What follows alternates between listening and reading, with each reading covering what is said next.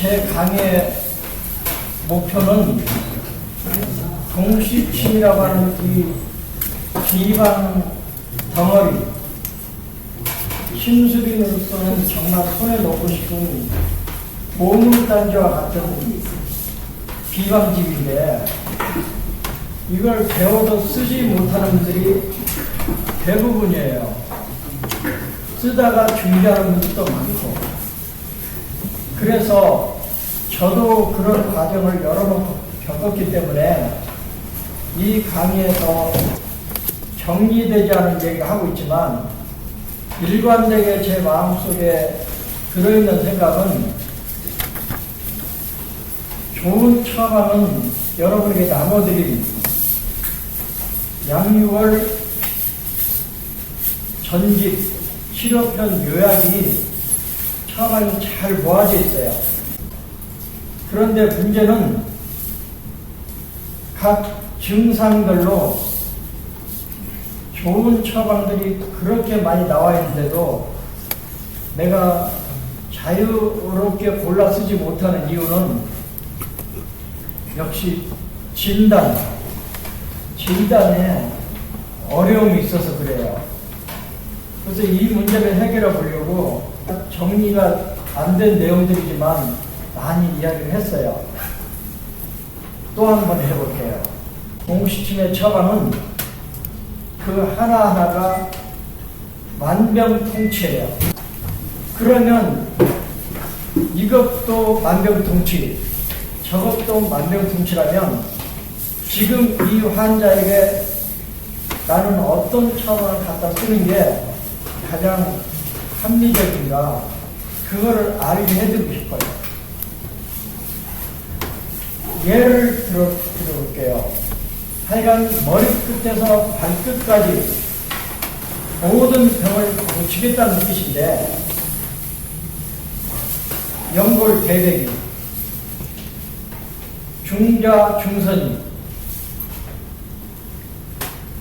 중백 하백이, 완순 1, 2가 머리끝에서 발끝까지 모든 병을 다 고칠 수 있어요. 그런데 하나의 조건이 있어요. 그냥 가장 쉬운 조건은 완순 1, 2를 가지고 머리끝에서 발끝까지 증상을 치료하려면 완순 1, 2가 자리 잡고 있는 경락이 어떤 경락인가는 이해를 하고 있어야 돼요. 기본적으로는 완순 1, 2는 수태암 소장경 라인이에요. 그러면 기본적으로 수태암 소장경의 문제를 해결해요.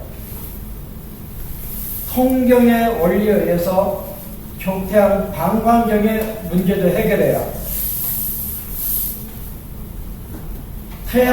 태음 장부 별통에 의해서 족태음 비의 문제도 해결해요. 육경 표리 상통에 의해서 수태암과 족소음이 상통하기 때문에 족소음 시인의 문제도 해결해요. 유주 상통에 의해서 수태암 소장경의 시간이 오후 1시에서 3시 사이인데, 새벽 1시에서 3시 사이에 들어있는 장부가 족골은 간이에요.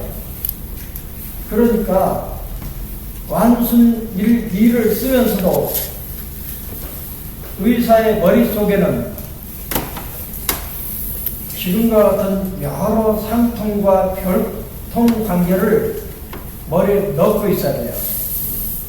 특별히 동시침에서는 수태암 소장경 라인에 완순 1, 2로 뭘 치료하냐면 족소음 시인의 문제를 많이 치료해요. 그래서 신허라고 해요.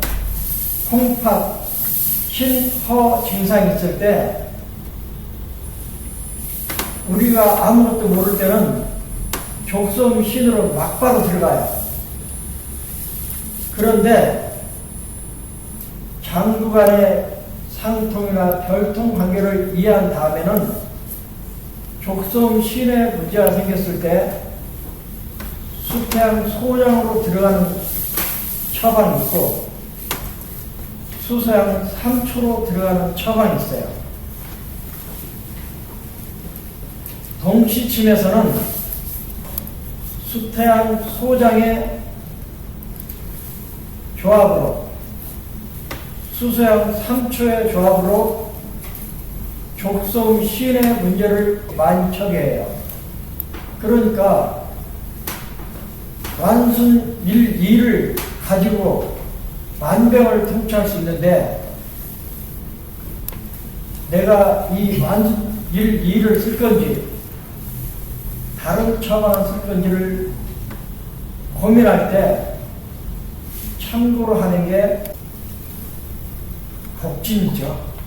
이 고민을 상당 부분 해결해준 침법이 우리에게 주어졌는데 바로 총통침법이에요.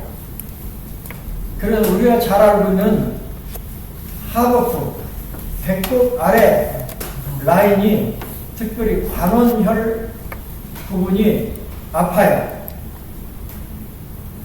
또는 견갑골 후면에 있는 천종혈이 아파요. 그러면 천종혈의 아픔을 근거로 관원혈의 아픔을 근거로 나는 머리끝에서 발끝까지의 증상을 완순 1, 2로 치료하겠다. 이렇게 가는 거예요. 그러면 배꼽 아래 관원의 아픔이 뚜렷하면 병결이 뚜렷하면 이건 그 자리가 자궁자리잖아요. 이제 여자들의 모든 생리 계통의 문제, 하여간에 관원 양쪽에 소복 아픔이 있잖아요. 이건 간의 아통점이거든요. 그러면 간의 아픔이 있어도 완순 1, 2, 관원의 아픔이 있어도 완순 1, 2에 침을 놓으면 생리통도 해결하고 신호요통도 해결하고 나이 들면 눈물이 줄어들면서 눈이 아파요. 심허안통이라고 해요. 그 다음에 나이 들면 귀가 아플 수도 있어요. 귀에서 소리가 날 수도 있어요. 귀가 잘 안 들릴 수도 있어요. 이것도 나이 들면이라는 말인데 신허라는 개념이 들어오는 거예요. 그 신허가 오면서 신은 오형으로 수잖아요. 물 부족이 생기면서 눈도 건조해지고 코도 건조해지고 입도 마르게 되고 하여간 이런 현상들이 생기는데 신음으로 오는 게 눈이 아파요. 건조해서 귀 소리가 안 들려요. 이명 코도 건조해져요. 입도 마르게 돼요. 코가 건조해지면 폐음어, 입이 건조해지면 비음어, 뭐 그런 식으로 말들 하잖아요. 그러니까 그런 원인들이 콩팥에서 들어왔다고 생각하면 완순 1, 2가 주 치료열이 되는 거예요. 또 있어요. 족소음 신을 보하는 경락이 수소양 3초예요. 왜냐하면 수소양은 소양, 족소음은 소음이잖아요. 소음, 소양이 별통관계예요. 태양, 태음이 별통관계예요. 걸음, 양면이 별통관계예요. 그래서 소음, 소양이 별통관계인데 수소양을 치료하면 족소음을 보하는 결과가 되는 거예요. 그러면 수소양도 신을 보하고 수태양도 신을 보한다면 무엇을 근거로 수성으로 가고 수태양으로 갈 것인가? 그거를 우리 총통이 우리에게 지식으로 갖다 줬어요. 그러면 조금 전에 배꼽 아래는 콩팥 시내 영역인데 배꼽 아래에 문제가 생겼어요. 신에 문제가 생겼어요. 그러면 관원이 앞통이 뚜렷하거나 병결이 있거나 천종의 앞통이 뚜렷하면 그거를 근거로 완순 1, 2로 가고 기회나 성문 앞통이 뚜렷하거나 전중 앞통이 뚜렷하거나 다음 견경 앞통이 뚜렷하면 소양의 문제로 보고 중백 하백으로 가는 거예요. 머리끝에서 발끝까지 고치고 싶은데 양쪽 소복 사타구니 쪽으로 앞통이 뚜렷해요. 그러면 연골대각으로 가는 거예요. 왜냐하면 서해부 사타구니라고 말하는 이 장골 안쪽으로 내려가는 이 경락이 족구름 간경락이에요. 천추 앞통이 있든지 서해부 앞통이 있든지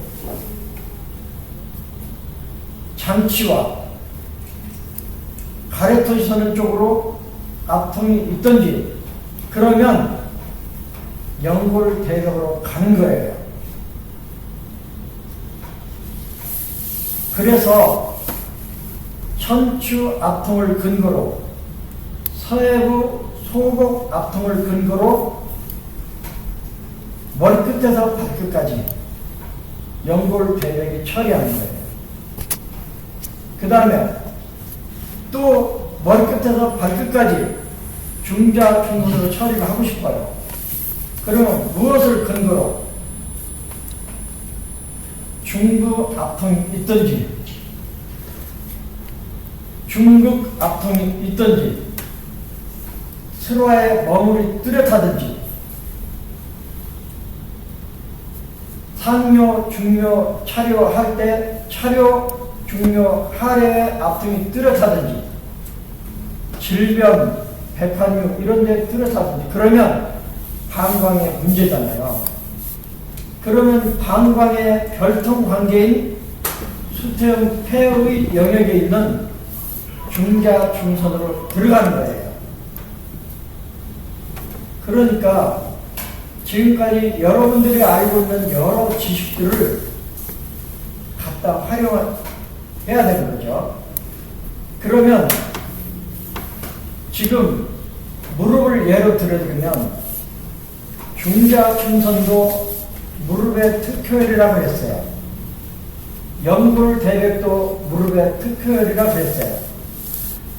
그래서 연골대백은 수양은 대장형 라인이니까 천추나 소복이나 뭐 이런 쪽에 아픔이 있으면 쓰지만 그런 걸 몰라도 지난번에 쓸 수 있는 근거를 하나 드렸어요. 음병 양치, 양병 음치라고 했어요. 중자 중선은 수태음 폐의 영역이 있기 때문에 음의 성질을 가진 병혈이에요.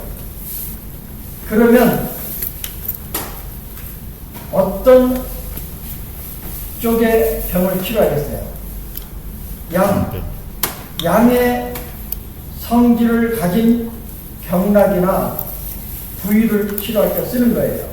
그러면 수태음 폐니까 수의 반대는 족, 태음이니까 음이잖아요. 음의 성질을 가진 경락에 음의 성질을 가진 병혈이 중자 중선이라면 양의 성질을 가진 족태양 수태음이니까 족에서 고르고 태음이니까 별통 관계인 태양에서 고르고 그래서 수태폐의 영역에 있는 중자, 중선은 자기 경락에 있는 수태폐의 감기, 기침, 가래 이런 수태폐의 병들도 치료하지만 별통관계인 족태양 방광의 병들을 집중적으로 치료하는 거예요. 그러면 족태양 방광이 어디서 시작하냐면 눈에서 시작하잖아요. 눈이나 코에서 시작해서 머리로 넘어가서 발가락까지 가게 되는데 그 모든 족태양 영역의 병들은 중자, 중선이 치료하는 거예요. 그야말로 머리끝에서 발끝까지. 그러니까 눈이 아파도 중자, 중선, 머리가 아파도 중자, 중선, 뒷목이 아파도 중자, 중선, 배부, 견배부, 배요부, 요부, 요저부, 하여간에 족태양 방광이 거느리는 모든 부분의 문제를 중자중선이 해결할 수 있어요. 그래서 무릎이 아파도 족태양 쪽으로 문제가 있는 슬관절통, 다리를 전다든지 다리 뒤쪽이 아프다든지 슬화에 몽울이 잡힌다든지 그러면 중자중선을 더 쓸 수 있겠죠. 그런데 같은 슬관절통이라도 어떤 때 연골대백을 쓸 건가? 연골대백은 수, 양, 명, 대장경에 속한 혈이에요. 그러니까 수양명 대장과 관계된 병을 1차로 치료하지만 표리 관계에 놓여있는 수태폐의 증상도 치료하지만 동시침에서 중요하게 생각하는 장부 별통 관계를 보면 거름 양명이 별통 관계예요. 수양명과 족거름 간이 별통 관계예요. 수거름과 족양명 위가 별통 관계예요. 그러면 수양명 대장경 라인에 있는 연골대백이 왜 머리끝에서 발끝까지 병을 치료했습니다. 족거름 간경과 별통 관계인데 족거름 간경은 유주가 경락 유주를 한 방에서 사용하는 모든 생리, 병리, 치료를 해석하게 해주는 설명 틀이에요. 설명의 틀이에요. 그래서 경락 유주가 중요해요. 경락이 있다 없다 그들이 싸우게 놓아두고 우리는 한의학적인 관점이 경락을 통해서 증상을 파악하고 진단하고 처방을 만들어내기 때문에 경락 유주를 중요하게 생각해야죠. 그런데 족거름 간의 시작이 엄지발가락이에요. 그래서 다리 안쪽을 타고 올라와서 어디까지 올라가냐면 눈을 거쳐서 이마를 거쳐서 정수리까지 올라가요. 그래서 정수리 통증을 두정통이라고 하잖아요. 두정통을 치료하는 처방이 삼간이에요. 대백혈이죠.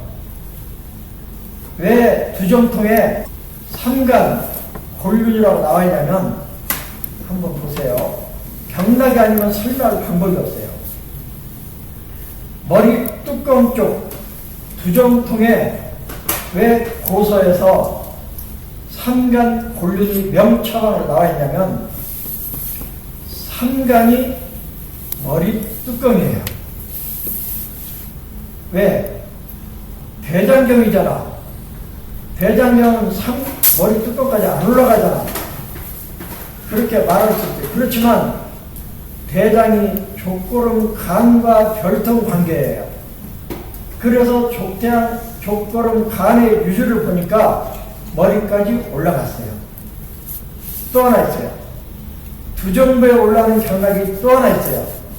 족태양 방광경이에요. 또 하나 있어요. 동맥경이에요. 그래서 두정부에는 3개의 경락이 올라오는데 간경, 방광경, 동맥경이에요. 그래서 두정부에 통증이 있을 때 태백이 규혈이 되고 방광경의 화혈인 골륜이 치료혈이 되는 거예요. 그러니까 옛날 책들에 나오는 명방들도 경락을 들이대면 답이 다 나와요. 그래서 태백으로 두정통을 치료하는 이유가 두정부로 유지하는 족걸음 간경을 건드린 거예요. 그러면 연골대백이란 조합으로 무릎을 치료한다면 어디를 치료하겠어요?